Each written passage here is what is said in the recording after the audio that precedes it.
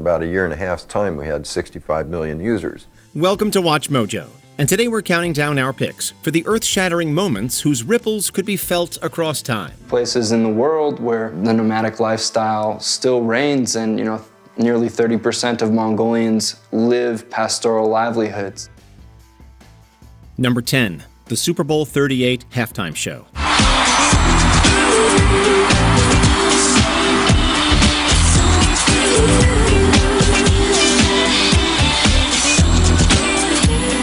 If you had access to the internet at any point in 2004, chances are you're probably more than familiar with this particular controversy. If not, we'll just sum it up by saying that this infamous incident is the origin of the term wardrobe malfunction.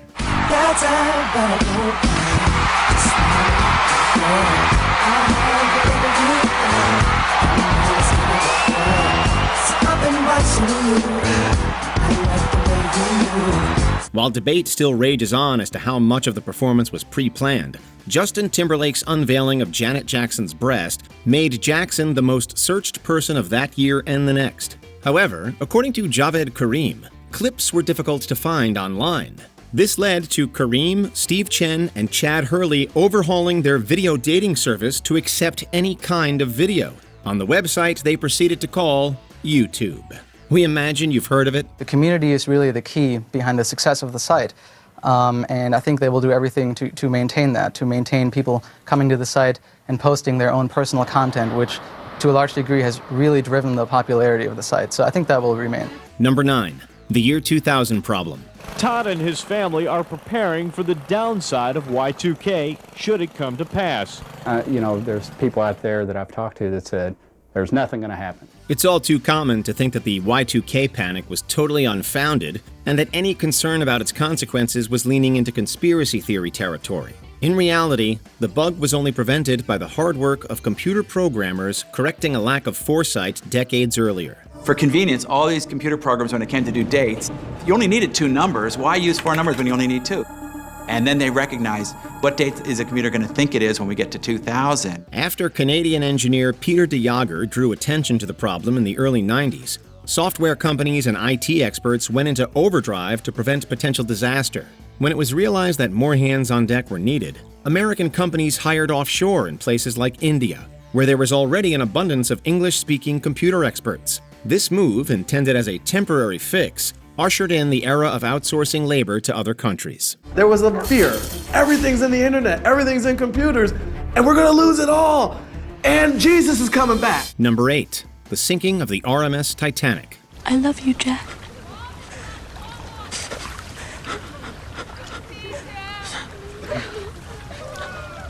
Don't you do that. Don't worry, Jack. You didn't die for nothing.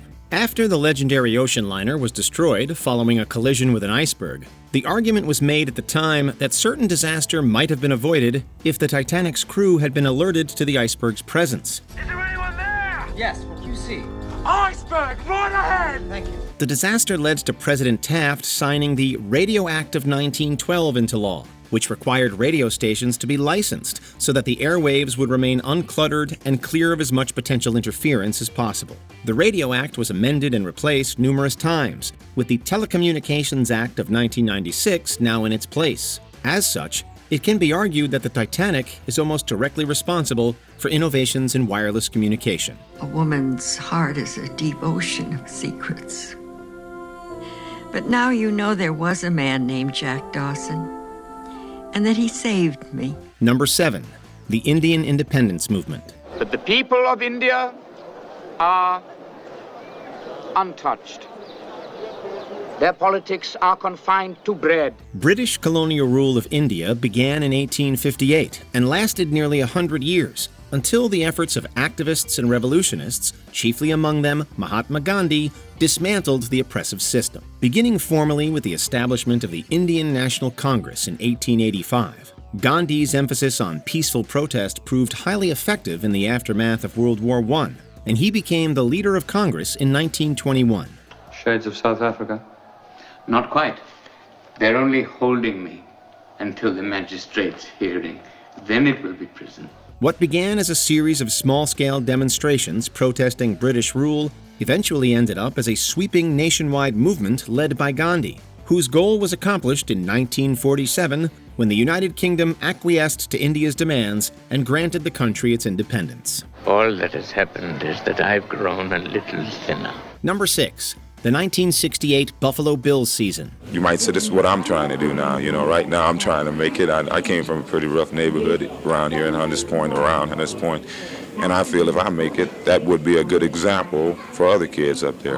The NFL icons sorely needed a win following their 1968 season. It was the second worst in the team's history, becoming one of only 2 teams ever to close out the season with just a single victory. Enter O.J. Simpson. Granted the first draft pick the following year, the Bills recruited the immensely promising Heisman Trophy winner, who became a superstar and media darling. Tom, O.J. Simpson walked into Judge Lancito's courtroom this morning, uncertain as to whether he would spend much of the rest of his life in prison or go free. Until he was accused of murdering his wife, Nicole Brown Simpson, and her friend Ron Goldman. Simpson opted to hire a friend as his defense attorney. That friend, Robert Kardashian, whose daughters Kim, Courtney, and Khloe rose to fame as reality television stars during the 2000s. We are Kardashians. And in this family, being a good person and a loyal friend is more important than being famous. Fame is fleeting. It's hollow. Number 5. The development of the Nintendo 64. Something's gone wrong in the happy-go-lucky world of Nintendo. Introducing Super Smash Bros., where all your favorite characters go toe-to-toe in one 4-player star-studded slam fest, only on Nintendo 64. It's okay, we can admit it. It's disappointing to learn that Nintendo was, at one point, actively developing an online multiplayer functionality for the N64. Having said that, it's somewhat comforting then that we got the internet as we know it instead. Following the collapse of his business relationship with Sega, computer scientist James H. Clark pitched Nintendo the aforementioned multiplayer feature. I said, look, if you can recruit all of the guys, every single guy who helped you write that program, then I'll put my own money in it, and we'll just start a company and figure out some way to make a business out of it. The deal didn't work out, and Clark, along with engineer Mark Andreessen, turned his energy to Netscape, commonly credited as inventing the first major web browser in Netscape Navigator.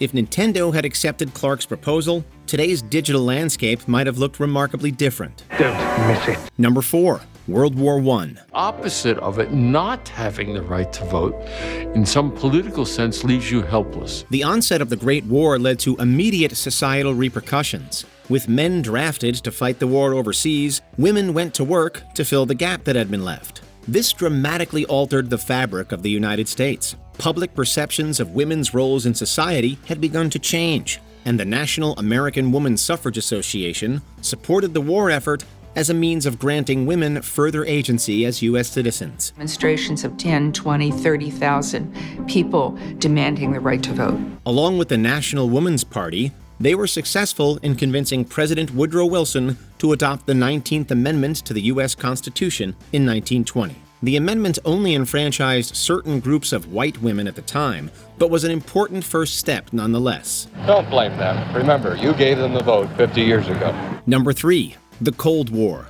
We got all kinds of personality data, operational data on the operations of Soviet military counterintelligence. Following the end of World War II, the West briefly enjoyed a period of peaceful progress and prosperity. That is, until 1947, when the Cold War began simmering, as the result of escalating geopolitical tensions between the United States, the Soviet Union, and their respective allies. Obviously, there was a feeling of great unhappiness. On the other hand, you just sort of shrugged your shoulders and said, well, we were lucky it lasted that long. The Soviet Union eventually fell in 1991, planting the seeds that would end apartheid in South Africa. Since it was allied with the United States during the Cold War, U.S. President Ronald Reagan defended it from anti-apartheid tariffs and sanctions. The end of Reagan's presidency and mounting international pressure influenced South African President F.W. de Klerk to terminate apartheid once and for all.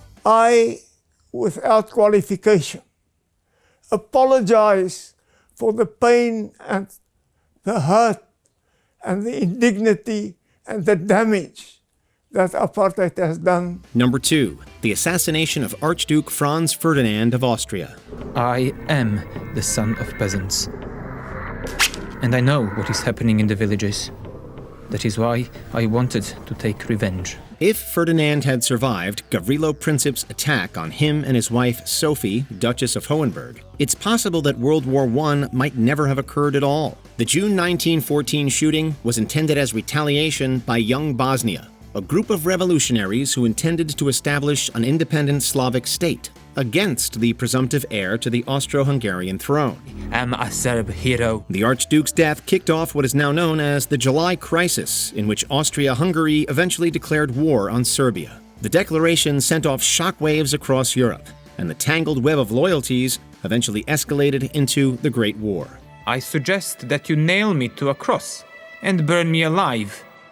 My flaming body will be a torch to light my people on their path to freedom. Before we continue, be sure to subscribe to our channel and ring the bell to get notified about our latest videos.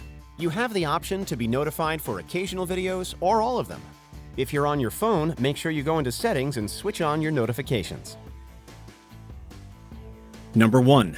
The death of Ogedei Khan. But just below the surface, there is a feeling of great antiquity and a tremendous respect for the history and the traditional culture. Genghis Khan is considered today to be the founding father of Mongolia, owing to his establishment of the Mongol Empire, history's largest ever contiguous empire. The speed and brutality with which Khan conquered foreign territory and claimed it as Mongolia's established important trade routes that rapidly accelerated the flow of commerce worldwide. The name of Mongols came in the 13th century with Genghis Khan, but after that time it has been 800 years and we have been up and down, and we were part of Manchu Qing dynasty, and then we have been 70 years of communism. In fact, at one point, the Mongol Empire covered over 9 million square miles, stretching from Hungary to China. Considering this dominance, it's surprising then that the death of Ogedei Khan, Genghis's successor, sent it spiraling. Unable to determine who was worthiest of the throne,